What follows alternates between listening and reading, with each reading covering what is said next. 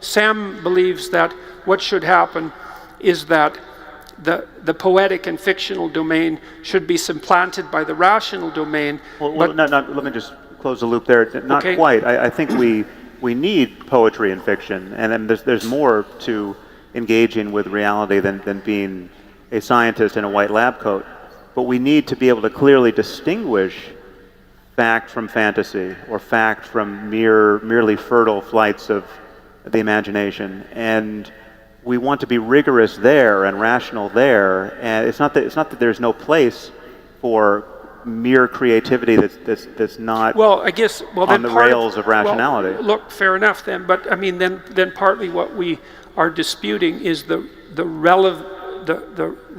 relative import and of those two domains. Let's say the poetic and the fictional, and the rational, and the status of religion now in that. Well, I have a hard time reconciling that to some degree with your more what would you say, formal statements about the problem, because your mechanism, the mechanism that you put forth above all, outside of truth, is rationality. And it isn't clear to me if you're willing to allow the utility of spiritual experience, which you do, and if you're willing to make, what would you say, allowances for the necessity of the poetic imagination, exactly how it is that is also encapsulated under the rubric of pure rationality.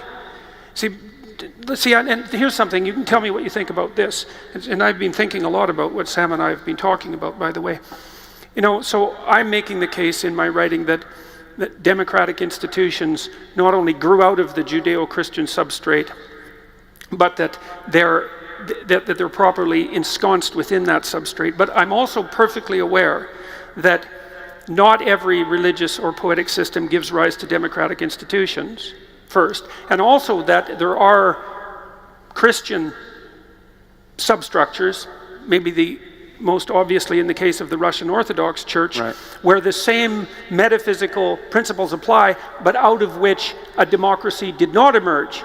And so it does seem to me that what we have in the West is the consequence of the interplay between the fantasy-predicated, poetic Judeo-Christian tradition and the rational critique that was aimed at that by the Enlightenment figures. And that seems to me to mirror something like the proper balance between the right hemisphere and its poetic imagination and the left hemisphere and its critical capacity.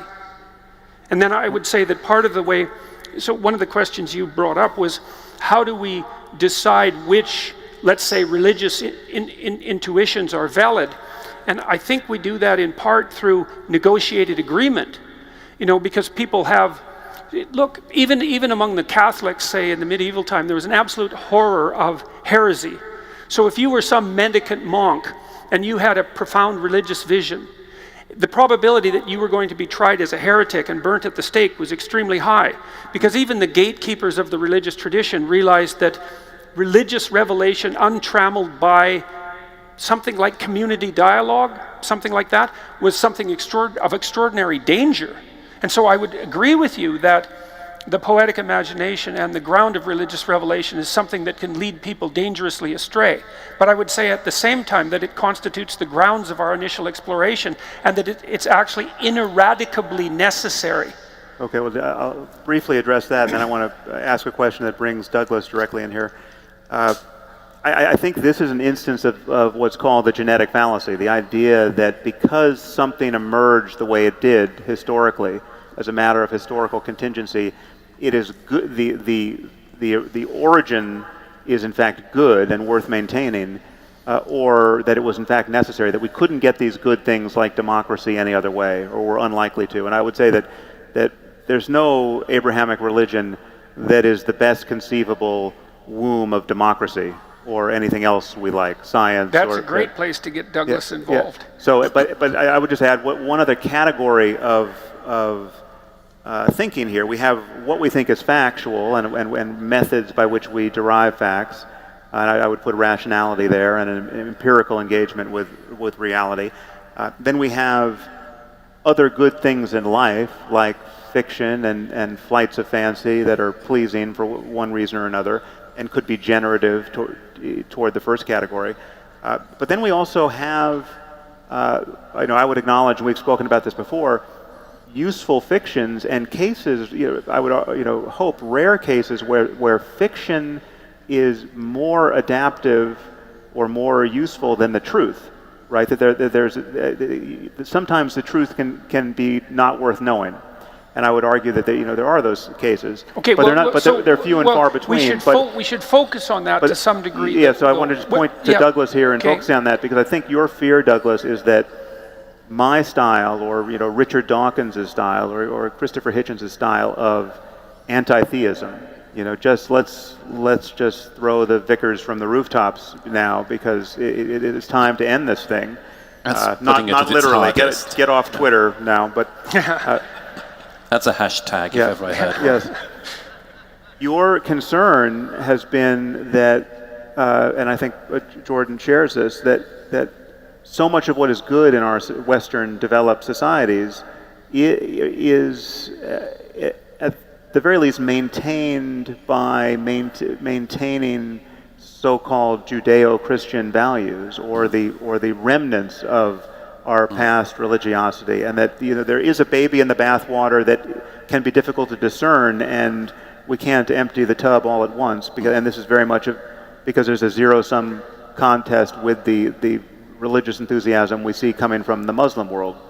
And of course the Muslim world is all over the world at the moment. So in that contest between an older style of religiosity and theocracy really, and modernity, you are not as eager as I have been to pull up Western religiosity by the roots. Or chuck the vicars. Yes. Yes, I think that's fair. I think I sit metaphorically as well as literally between the two of you. I realized from our conversation in Dublin some of what your concerns are about what Jordan has been saying and what he is saying, and I share some of the concern. I said to you then that I used the analogy of what our friend Eric Weinstein recently described to me as Jesus smuggling. That it was a consequence of a discussion about biologists. What do you do if you're discussing design, intelligent design? You can be okay as long as your own bandwidth on the issue, as long as your own depth of knowledge on the issue is very considerable. You can be okay discussing that biology with somebody, even a fundamentalist Christian, so long as you can follow every step of the way. But the fear will always be that the moment you're not looking, they're going to smuggle Jesus in. Or they'll wait till the moment that you're not comfortable anymore with the argument, the bit when you're at the very end of your cognitive ability, and then they'll, trust me. There's Jesus. Yes. There's Jesus. Yeah. And one of the things I realized from Dublin was, although I think you may not think that Jordan himself is going to try Jesus smuggling on you, you fear that somewhere down the line from what he's saying, somebody else will do that trick. Yeah, it's worse than that. I actually know the people who are clapping are doing that.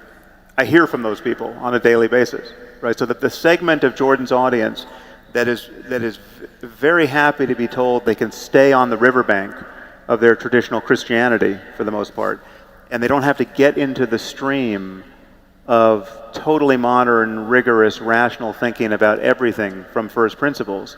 Right, that there's something that the Iron Age scribes got right, and it's right for all time. Those are the applause I'm hearing. And however consciously or not, Jordan is telling them it's okay to stick right there with a shard of the cross